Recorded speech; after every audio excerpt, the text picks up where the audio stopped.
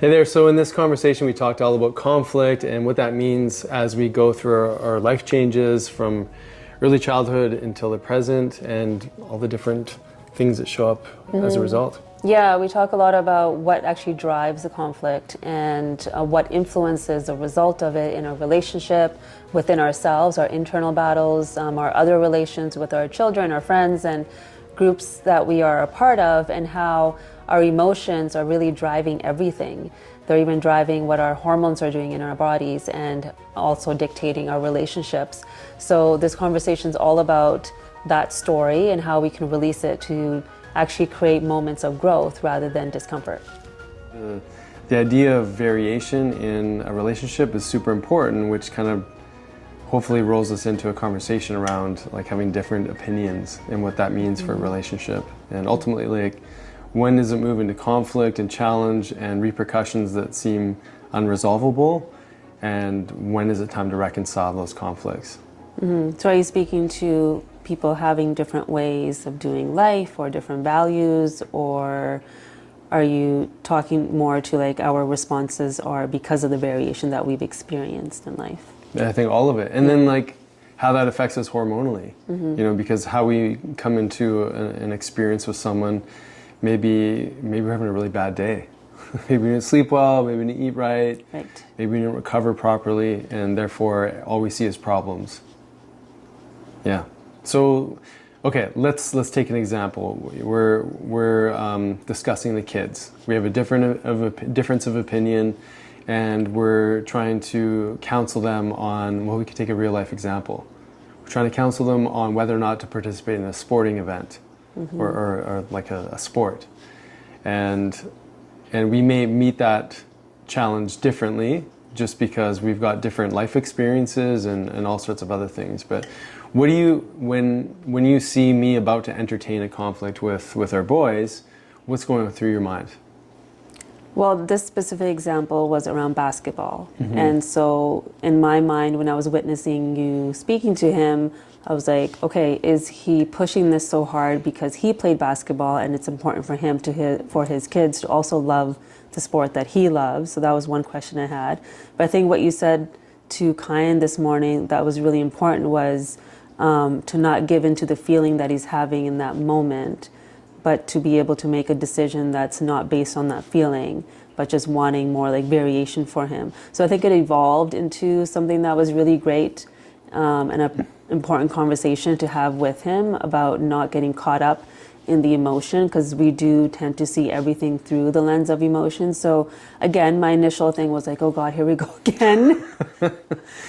But so I had that dialogue in my mind of like, okay, is this because he wants him to just play basketball? Like, we already know what sport he loves, so why can't he just play that? So I was dialoguing in my mind about all those things, but then letting the two of you have your dialogue and recognizing that right now, witnessing Kyan and his desire to not want to do this wasn't really based on the sport. There were some other things going on.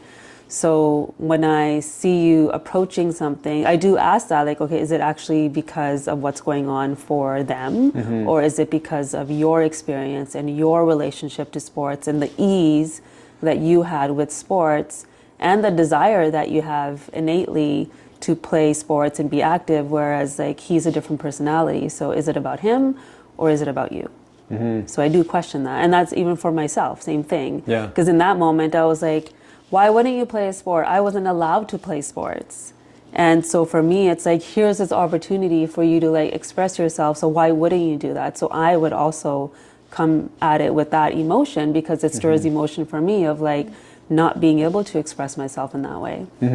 Yeah, so many different things can come up for each person in a single conversation. So I want to say, like, thank you so much for giving me space to articulate my concerns about him not playing, or hopefully helping him try to dialogue on where he's stuck. You know, what's his decision-making process? Where is he coming from? You know, I think this is something really relevant for all people across any situation and discussion point, is that often we're just trying to prove the other person wrong. We're arguing about the what, but we're not really asking the why. So let me say that another way. we're often having issues with the conflict itself. You think things, or one person thinks things a certain way, the other person has a different, outcome for how things are supposed to go. That's arguing around the end result. But we're not spending enough time really asking, well, what brought you to that end result? What brought you to that why? Why are you feeling this way?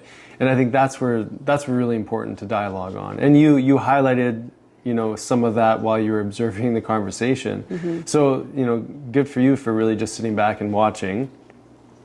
And so, yeah, let's talk about some of those scenarios. So ultimately, if we took a step back, everybody comes into a situation with their own history, mm-hmm. their own hormonal, experience in that moment too. Like maybe someone's already feeling really depressed or down or disappointing themselves, and then they come into a new moment, and maybe this is partly where Kyan's coming from. He's like, oh, here we go again. We're talking about this basketball thing, this thing that we discussed about committing to, and I'm feeling disappointed in myself. I don't want to let my dad down. So maybe Kyan even entered this discussion already feeling a little down.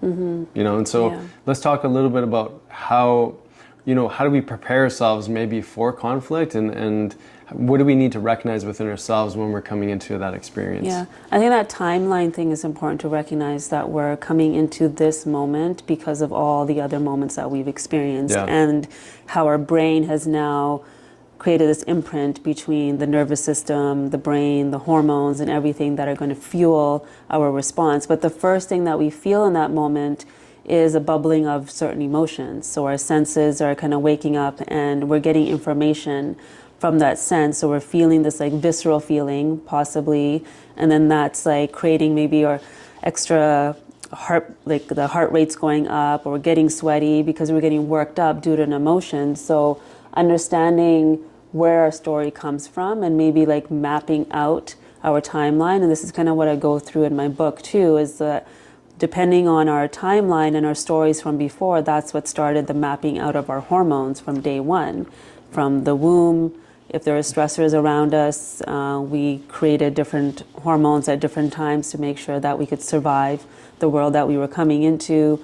Starting age 3 to 5, we have different surges, and as we move into puberty, depending on our experiences, our beliefs, our environment, all of that's going to impact what we believe conflict should look like or should not look like, mm-hmm. and what was modeled for us. So I think, just having that awareness of like, okay, in this moment, am I actually reacting or am I responding? And maybe it's like everybody takes a time out for a little while so that you can actually assess that, because it's hard to do in the moment. Mm-hmm. And it isn't until you practice that over and over again that in the moment there could be a bit of a pause of like, okay, wait, is it because I love basketball, or is it because I want him to experience variation in his like athleticism that will then support him in the sport that he likes? Mm-hmm. So like this, I think this is a good example because it involves many people. Even Soren got in the conversation. So, and I, this is something I really love about your family too. Like your brother specifically, he loves to, really get his point of view, provoke, yeah. But it's great because so much awareness can come from conflict. And I think it's, and I also said this to Kyan too, something I really appreciate about him is that he is not afraid to deliver his opinion towards me, and I really respect that. And also feel like I really love that we created space for that to happen. So, but I more and more, I'm starting to see conflict as really training ground. It's an opportunity to fine tune your senses, to fine tune your emotional state, to, really ask that question. Well, what am I trying to really get at? What's my end result that I'm trying to deliver? And what do I really want to know about where the other person is stuck? That's sort of what I was doing. Like, what angle do I need to communicate to this individual in order to find rapport and find an in so that we can connect, and then we can go, okay, well, tell me really like, why is it that you're struggling with this decision to commit? And so, on his end, it was like maybe time away from his friends that he wants to play with, or maybe it's going to interfere with lunch hours, or it's just this another thing that I got to do in my week, and it's kind of cramping my week, curriculum that I want to set up as an individual. So some of that independence. there's probably 1,000 different things, but his ability to articulate all those things really comes down to, I just don't want to. Right. Yeah. Right. And I think it's what you pointed out with him too. It's the emotion that he's feeling in the moment. There's discomfort for him. Just like it is for us. When there's conflict, there's discomfort, and we don't want to step into discomfort or pain. Or if it happens, and if we were modeled conflict in a way that never happened in front of us, or that conflict was bad, or that conflict meant you don't love that person anymore, then if that happens in a moment for us, then we're going to go back to that story and not want to step into the pain of what's going on and actually understand. Instead, it's easier to avoid, or to feel like, oh, well, if there's conflict, that means there's no love anymore. That means whatever. I mean, I love that you said that, because I think that's fascinating, that we will make meaning of an experience and label it as such and then believe it. Like, there's so much power in believing things are a certain way without any true investigation. I mean, that's happening globally right now too, where there's just a way, and then if you don't believe that, you're canceled out of the social experience, you're canceled out of the tribe. Yeah. Like, nuance and like identifying different components, different versions of truth are like, they're everywhere. It just depends on which lens you want to look through. You will find truth somewhere. Yeah. Well, my sister and I were talking about this. Like, now, our discussions, they're not all, but it's, instead of it being from like intellect and understanding, it's all from emotion. Yeah. And it's because we're behind a screen having our own emotion, and then our thumbs go wild on whether it's like text message or on social media, and we put our opinion out there because that person isn't in front of us in that moment.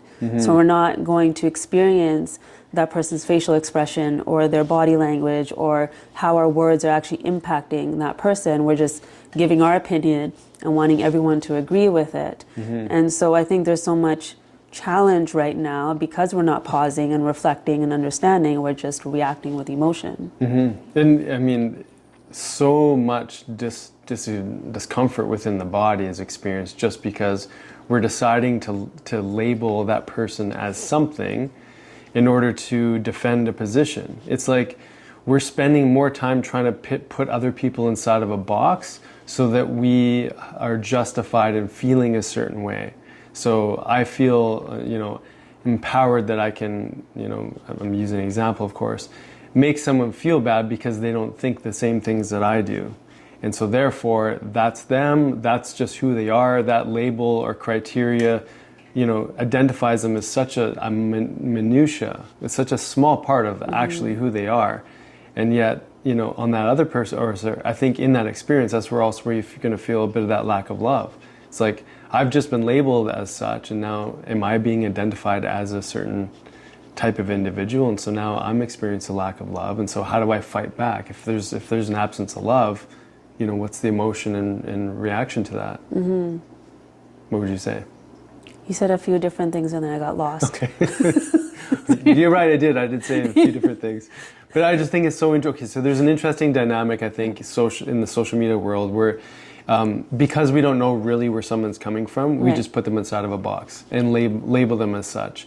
And, if you're labeled as something, it's really hard to get out of the box. And so you're feeling like this person only sees me as this, and I'm not feeling any love from this person. So, right. And that happens on like a macro level also, like within the family dynamic or a couple dynamic or friendship and siblings and any relationship really. As soon as we have an idea of who somebody is and we put them there and we're constantly telling them that's who they are. And this happens in children. We talk about that with our kids too. It's the younger one, like we were always saying like he's like the funny guy or whatever, and then all of a sudden you started to notice he tries to be funnier to gain that acceptance, or maybe feels like in order to feel that love he has to be funny. So like here it is, now he's created an identity. And I think that happens with all of us. When there's a label put on someone, that becomes their identity, and then all of a sudden we're not being curious about where that person is coming from in their opinion. Yeah. So with the goal of this conversation isn't necessarily reform how social media is conducted. No. But it's an opportunity to like really take a real good look at how we're showing up in conflict. because the only thing we have control over is, you know, the thoughts we choose to think and engage in, and then the actions that we take in response to the perceptions we have, right? So what is the ask for an individual when they're experiencing conflict? What would be the first thing? It's just maybe accept that, okay, I'm in the middle of something. Yeah, I think understanding what emotion you're feeling, like, is it fear? Or are you freezing in that moment? Or are you wanting to fight in that moment? So recognizing what your conflict response is. So, okay, so now here your sympathetic nervous system is active. So the hormones like cortisol and adrenaline are now active. So where do you mostly go? So if you freeze, most likely in a conflict, then you're gonna disengage or detach and not want to be a part of that conflict, because maybe something happened in the past and you've experienced where your voice wasn't acknowledged, or you tried to settle things, or you tried to give your opinion and it wasn't honored. So you created a belief that's better just to disengage.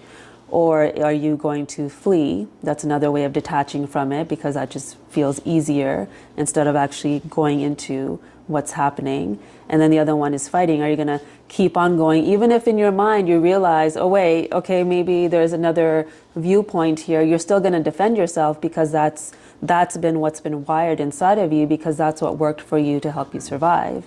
And I think what we don't recognize is, in that moment, if we linger in any one of those, that's where we become more detached and more disconnected. And we're now not curious about the situation anymore. We're just defending our identity now. And isn't that interesting? I mean, you can literally have one experience where you then believe that identity as a result of how you behaved or how you reacted, or how the other person reacted. And that can literally be imprinted in your consciousness, subconsciousness, and that's just how you behave for the rest of your life. I feel like, again, something else I really want people to tune into is how much of what you see yourself to be is just a result of one or two moments in your life that you haven't really gone back and looked at all the different angles. And you know, when I really think about this, it just makes me realize how changeable our personality really can be, or not even just our personality, but our ability to see where we're stuck in our personality and then make different decisions. Because so much of what happens to us, we make meaning and create this identity, and then we're almost like, oh, I didn't show up in the way that I'm supposed to. What's wrong? Am I having an off day? I think it's funny how we so aggressively maybe maintain who we are in as many situations as possible, when really we have an opportunity to actually be someone different in a moment. Yeah, because like without that, then it's like, well, then who am I? Yeah. And why is that so scary for people, you think? Well, I think it's one, because it's worked up until that moment. Right. It's probably worked for them. And worked can mean so many different things. Exactly. Too, right? So it worked to help them survive their moments. Maybe they went through some big T traumas where they had to step into that moment with fight, flight, or freeze. And so then that again becomes their identity. And without that, they don't feel safe.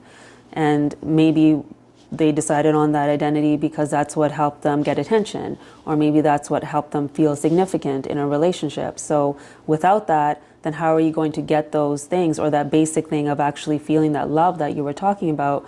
That will go away if I'm not who I am or who I always have been. So I think there's fear around that. I think there's grief that shows up on releasing old identities, because we are not taught that we do have this whole map in front of us that we get to create, but instead, like you said, we're just kind of reveling in like who we were, and not knowing that we can make a decision to change that any moment. I mean, you've been through some huge life transformations, and you've been seen a certain way to your family, to your culture, to the people that have known you intimately. I mean, like friendship-wise to beyond. Like you were seen a certain way. You, at some point, you know, like many people, do shed that identity. And I mean, you're, even in our own relationship, like you just own so much more about who you are and who you're becoming. And I find it fascinating just to think of, like, you know, even just in our own journey, our own relationship, just how much you've changed. It's phenomenal. Do you want to talk a little bit about it? Scares you. No, it excites me because it encourages me. At one point you said it scared you a little bit. Well, I don't, maybe scared wasn't the right word. More Yeah. it's like, how do I meet my partner in her in her power, in her new way of being, you know, that it took some time to unfold. It's not like you were here one day and here the next. But it's exciting, and I guess the scary part is like, can I keep up? Can I keep showing up? Can I keep evolving? Can I keep her interested in me, because I'm also invested in, you know, learning and growing myself. But and we can talk about that in more detail too if you want. But do you want to share a little bit about your own journey, because you definitely saw yourself a certain way for a stretch of time, and you know. Yeah, I mean, if anyone wants to get into details, they can read the book. But a lot of it was due to cultural conditioning and feeling that I had to be a certain way in order to be accepted into the culture, into the family, and this is just a role that you play, and you move on from going to school, you get married, you have kids. Like, it was just already laid out because that's what people did before me. And it was in naturopathic school when I actually started working with other women in our 3rd and 4th year, and seeing women in their 40s and 50s and 60s and going through their hormonal changes and also getting divorced, feeling really depressed, saying things like, I've been living my whole life for other people, I don't know who I am, I'd rather not be here because I don't know who I am. So witnessing that, it was such a mirror for me and a reflection for me of like, I'm going to be sitting in that chair at that time. I will be sitting with that cancer diagnosis if I don't shift something now. And so for me, I think that allowed me space to recognize that how I was living wasn't me. And I always had clues coming up, like the emotions that I would feel throughout the month, like it was very hormonal for me. And that's why I've linked these two together, like emotions, stress, trauma, and hormones, is because my hormonal picture was all over the place. And so once I started to learn my hormonal blueprint and really tying that together with my story, I understood that my body's been trying to tell me something for a long time, and if I don't choose to change now, I'm going to be sitting there like them. And so that was what drove me to shifting. And like you said, it didn't happen overnight. There were like small steps and then bigger steps that I had to take, but that's what drove me in that direction. And, you know, looking back, you know, you said the point, like it was actually necessary because, I mean, it's like the book, The Body Keeps a Score. It's like there's an imprint of physiological, emotional, hormonal trauma that exists within our, you know, consciousness and our physical body and our cells. And if we don't change our behavior, the adaptation is to move deeper and deeper into dis-ease, right? Which can manifest as a physical illness, obviously. Yeah, and we talked about resentment, I think it was last week or the week before. And like I was stepping into that. I was just feeling resentful of my life or even being a woman and all the things because of the cultural conditioning. And I love my culture. So I knew that there was a disconnect there. So I had to shift something, or else I was going to stay stuck in anger and resentment for the rest of my life. And I knew that wasn't me.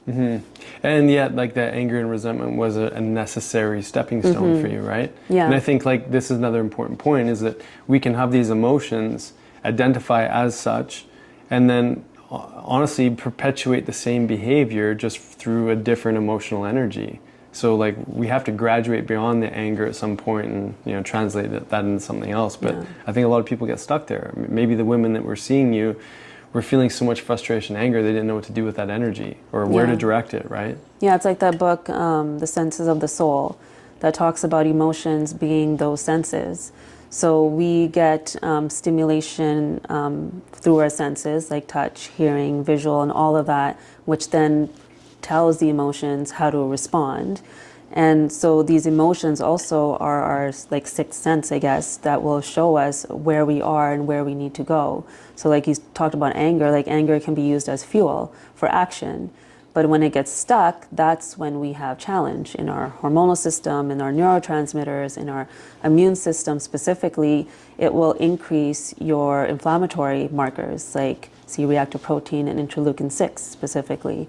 So if that's happening continuously, now all of your physiology is responding to that emotion. And if we're quick to that in a scenario, if we're in conflict and our first response is anger, the immune system's like, oh, here we go again. Is there an infection? Is there something else going on? Do I need to fire myself up? So we're constantly creating this inflammatory picture, which then, you know, can show up in different ways for all of us, whether it's inflammation in our brain or hormonal issues or whatever it is. But then that underlying cause of that emotion not being channeled properly is what's creating that chaos. Yeah, in this is Dr. Hawkins. He talks about in his book Power versus Force. There's this sort of like categorizes or enumerates different emotional states to a specific frequency in the body. And anger is an interesting one because it's just sort of hovers between the negative, the whole list of negative emotions and into the positive. So the one into the positive is courage.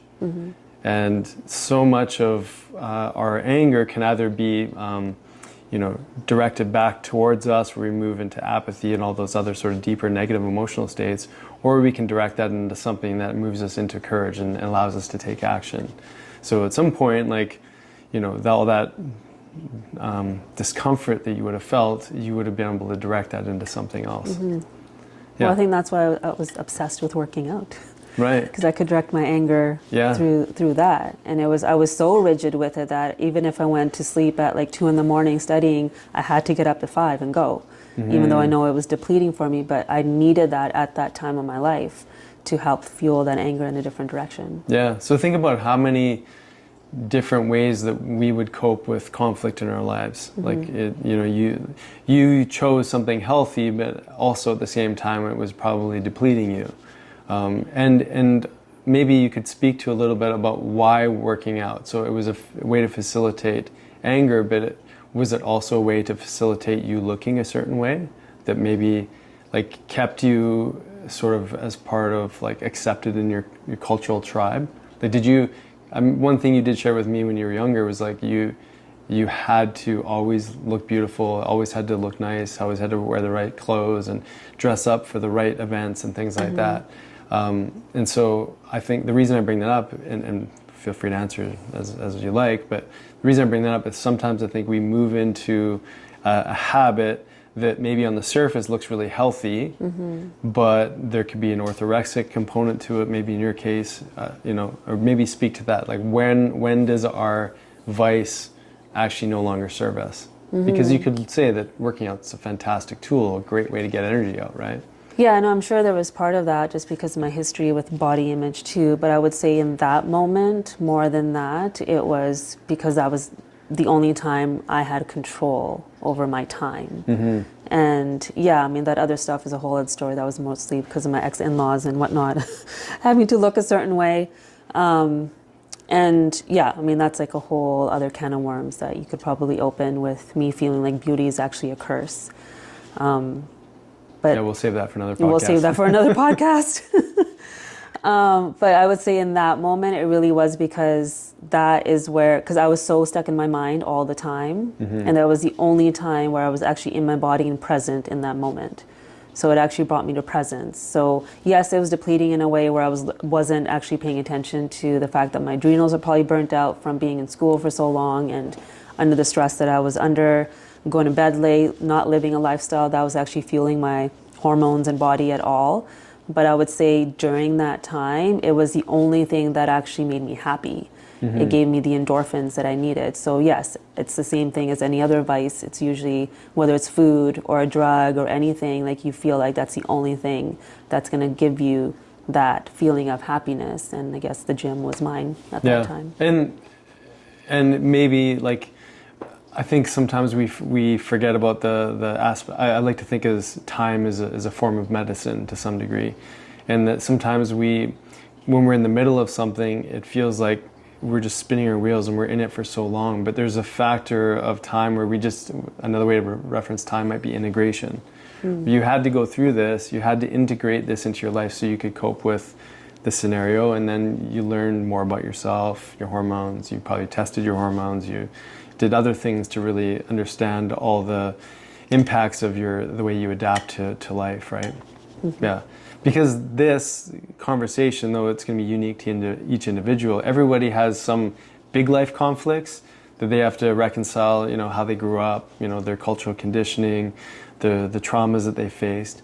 And then there's the day-to-day, like the little mini conflicts that we go through where we can, and like I said before, I think those mini conflicts are really like it's your testing ground. Mm-hmm. How can I show up differently here so that it can help me really reconcile maybe some of those bigger things that are going on in life. Yeah, and I think also like there's the internal conflicts too that sometimes we're not sharing outwardly, Right, that yeah. are going on depending on like The ones we're trying to hide, maybe even. yeah, ones we're trying to hide, or like the identity shift that we're going through. So we've talked a lot about, you know, when we have certain friend groups and maybe there's a certain lifestyle that we were living that attracted that friend group, and we want to step into something different, or we want to grow in a different way, and maybe that group isn't necessarily ready for you to change or to match where you want to go. And that can create that inner conflict of like, if I step into this other person that I want to be with different habits, what's that going to do for me in terms of my social life or just my connections?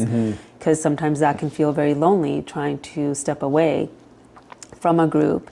And we are wired to be in a tribe or to be in a community, and if we're not, it's going to hinder our survival. So I think that creates inner conflict. So how we show up to that is also going to be according to our story from before. Like, have we felt that before when we didn't feel like we belonged, or we felt alone, or were we picked on as a child? So that's going to then influence whether you stay with that group or whether you actually honor yourself and move to something that's going to serve you.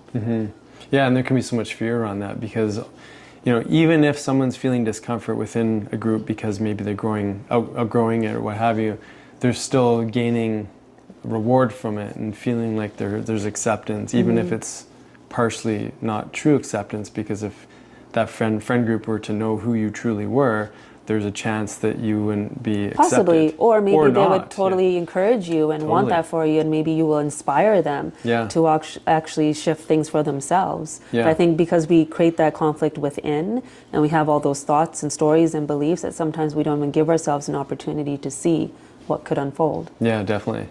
So taking this into like, what are some lifestyle or like symptoms or things that people might be experiencing on a sort of repetitive nature because they're stuck in conflict? Like, what are some common things that you see? Obviously there's like diet, there's lifestyle, there's other factors, but what are some things that you see maybe in more particular to men or women, or let's say maybe women, that when they're stuck in conflict, certain things seem to show up in your practice? Like in physical health? Physical health kind of way. So often, going back to the flight, freeze, or freeze, it's kind of like what I laid out in the book with the diva, the duchess, and the damsel. So if a woman is used to not voicing her opinion, or has shut her opinion down because it doesn't feel safe or hasn't felt safe, or maybe it doesn't feel significant enough to voice what it is that she needs, that woman I often see will have some sort of thyroid issue just because that's her communication center, or some sort of cancer, some sort of growth like cysts and fibroids and things, because everything is so contained and there's no expressiveness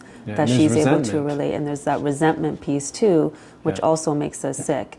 So I see that a lot. So let's break down the thyroid a little bit. So if someone has a thyroid illness or disruption, what are some of the common symptoms for that? Yeah, so fatigue, depression, temperature dysregulation, weight gain often as well. And so when that's happening, it can show up differently within the thyroid too. So maybe if there has been more anger and resentment and the immune system's been like overactivated, it could look like Hashimoto's. Like an autoimmune autoimmune condition. Or it's just disturbance slowing too. down. Yeah, insomnia as well. Yeah, okay. So that was more the damsel? That's the damsel, yeah. Okay. Because she's the people pleaser. Love it.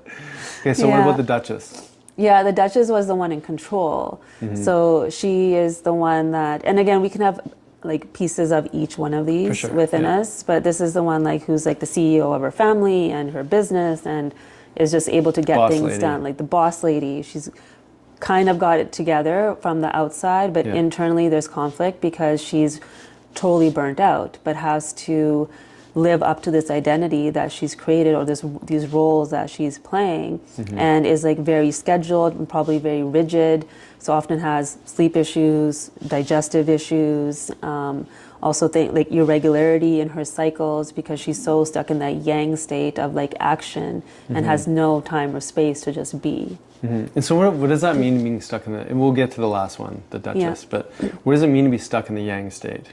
So within each of us, we have a yin and yang state. We have the balance between the Look at my words. People pleaser? The feminine and the masculine energies. Yeah. And so we tap into each one in different moments. And for females, anyone that's stuck in more of that yang state, and maybe they have to be, maybe they're a single mom, and that's just who they have to be in order to survive all their moments. But if we get stuck there, we're stuck in that sympathetic drive, and then we have no opportunity to be in that parasympathetic being state to actually digest our food, to sleep well, to heal better.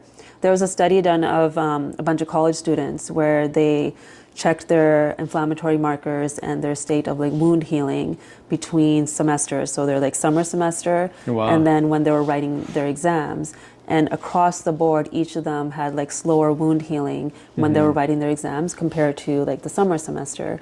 So it just shows like when we're in that state of stress all the time, our immune system takes a hit, our digestive system takes a hit, because we're just constantly doing and in action. Yeah, totally. So other common symptoms for like, for the diva, what would you say? Like you So we were just talking about the Duchess. Oh, no, the diva. No, you asked me about the Duchess. The boss lady I thought we were talking about. Yeah, she's the Duchess. Oh, she's Diva's the Duchess. different. Sorry. Okay, so the Duchess, she like what are some of the common symptoms, like gut stuff, Gut stuff, headaches? insomnia, migraines before her period, often irregularities, so sometimes missing her period, a lot of amenorrhea is going on. In menopause, like hot flashes, night sweats, a lot of like, just a lot of heat in her system. Yeah, cool, okay. So the diva? The diva, yeah. So I know people get those two confused. And so the diva is like everything looks great on the outside, but inside it doesn't so much. Like just very insecure on the inside because of, again, her life experiences. But on the outside is, you know, like the life of the party. And everyone wants to be around her and seems very extroverted. And everyone may even go to her with all their problems. But internally, she's internalizing all of that and has a hard time not being perfect. And so perfection is a huge thing. So there's, again, even with her, there's more rigidity. And so with someone that's kind of stuck in that perfection state, again, constipation is usually something that shows up because they're not able to be in the flow of life and go with life. And often, even for her, growths like fibroids and whatnot, because again, there's no expressive outlet for her either because she's playing a role. She's not really true to her, who she actually is, but she's just playing that identity and role. Yeah. So which out of those three do you relate to most? All of them. Yeah. So okay, let's take you through like your history. Who did you relate to most when you were younger? Oh, the damsel. I don't know. So I feel like I had all three of them in me throughout, and then I would tap into each one depending on what I was doing. If I was in school, I would tap into one. If I was at home, I was somebody different. So I think we tap into each one, but what happens is sometimes we get stuck in one. Right. And so I would say my later years, I'd say like really young, I was probably the diva, but like later on turned into more of like the damsel because I couldn't express what it is that I actually wanted. Now you're Duchess. Probably the Duchess now. Yeah. But again, like each of them has power. Yeah. And for sure. it's when we can access the power of each, I think that's when we feel more in balance with our hormones, with our conflicts, with our relationships. But it's when we're stuck in one and not knowing how to navigate it that creates challenge. Well, I love that you created the archetype. And when we talk about archetypes, to your point, like you could be a mixture of all of them. Yeah, and these right? are just how I relate to Yeah. it. Doesn't mean everybody does. No, definitely. But I find that interesting because, you know, we can change those hats of the identities through time. You can actually call on the energy of it. Like there's a way to, you know, really express as, say, a diva in a certain moment versus, or a duchess or what have you. Well, there was that book. Because it seems like no one wants to be a damsel, but maybe you can talk about that. But the damsel, like her, she's the community leader because she's the one that gathers everybody, and she's the one that you're going to call 3 a.m. when you have a problem because she's so heart-centered and like wants to mother you and support you. Okay. So everybody wants to be the damsel. Okay, yeah, I love it. Great. Well, I was going to refer to this other book that we read before with that conversation between a philosopher and a student, The Courage to Be Happy. Yeah. And there's one The example. Courage to be Disliked too, wasn't it? Yes, courage to be disliked. The second yeah. one's courage to be happy. Yeah. I think. So there was an example in there where a mother and daughter were having a conflict and fighting, and all of a sudden the phone rings, and then the mother picks it up and is really pleasant because realizes it's like a teacher that's calling, and all of a sudden totally changes her state, her nervous system has changed, puts the phone down and back into the argument in that same state. So it was just an example of like, we do have control over our state in every moment, even within a conflict. But it's often the story that we're carrying or what we're trying to defend that will keep us going. Yeah. Yeah.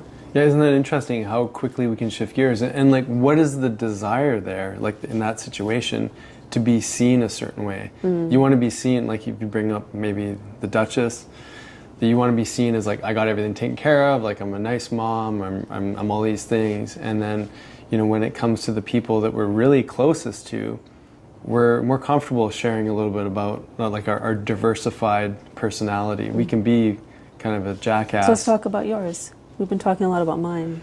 Oh, you wanna talk about me now? Yeah, Okay. why not? Let's do it. What are your different Jekyll and Hydes? Yeah, I haven't come up with a cool little name archetype for them, but I can see myself. We talked about the fluctuations even in male testosterone, right, and how that can really play a huge role in how I show up each day.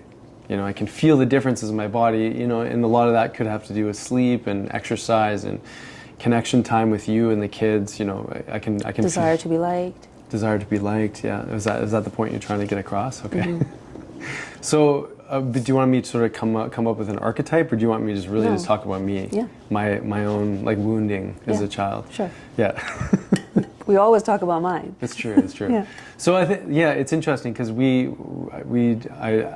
I got us to do this course called Self-Authoring with Jordan Peterson.